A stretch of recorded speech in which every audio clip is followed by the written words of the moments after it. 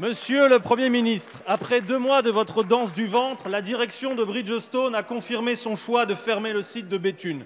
Les 863 salariés compétents, qualifiés, attachés à leur outil de production sont prêts à produire le type de pneus qu'on leur demande. Mais la direction du groupe a décidé froidement de leur sort depuis bien longtemps. Il ne s'agit pas simplement d'une délocalisation industrielle au sein même de l'Union européenne, avec ses propres subventions et les aides de l'État. Il s'agit d'une réorganisation purement financière, ayant pour seul objectif l'accroissement de la marge du groupe. Bridgestone sera donc votre Métal Europe, votre Continental, votre Florange à vous. À chaque fois, l'alternative offerte par cette mondialisation sauvage est la même. Renoncer à nos acquis et droits sociaux ou prendre le risque de la délocalisation. Au nom de la compétitivité et de la baisse des prix, vous attaquez le droit du travail et faites reculer nos services publics pendant que les marges des grandes entreprises et les rémunérations des actionnaires ne cessent de croître et que l'investissement productif recule. En opposition à votre modèle, nous sommes pour produire en France. Nous avons besoin d'une nouvelle stratégie industrielle fondée sur les qualifications des salariés, les filières, la relocalisation de l'activité, la planification de la bifurcation écologique. Cessons d'être les dindons de la farce. Nous sommes pour le protectionnisme solidaire.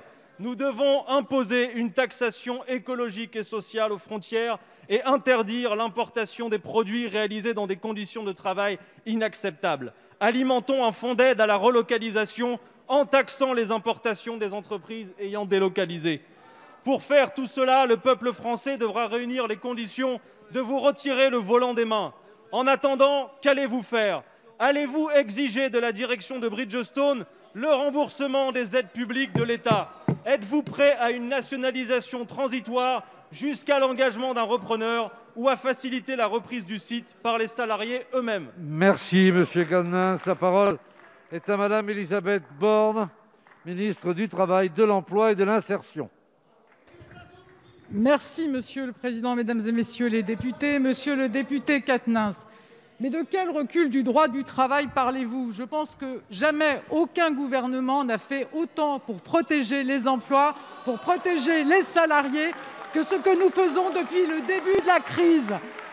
Je rappelle que le gouvernement met en place un dispositif inédit d'activité partielle qui a protégé jusqu'à 9 millions de salariés au plus fort de la crise, que nous accompagnons les entreprises qui négocient des accords d'activité partielle de longue durée qui permettent déjà de protéger plus de 300 000 emplois.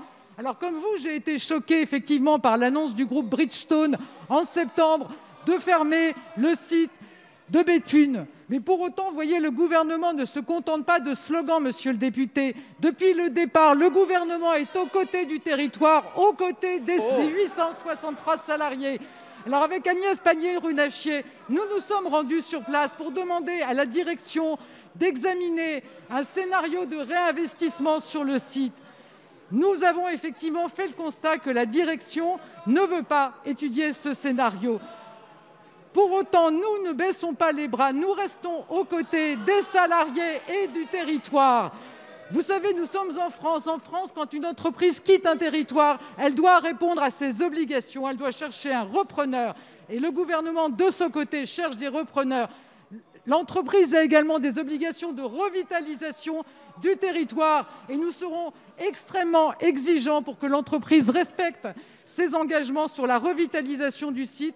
Et bien sûr, nous serons aux côtés des salariés et nous veillerons à ce que tous les salariés bénéficient d'un accompagnement pour le reclassement. Aucun salarié sur le bord de la route. C'est l'engagement que nous prenons, monsieur le député.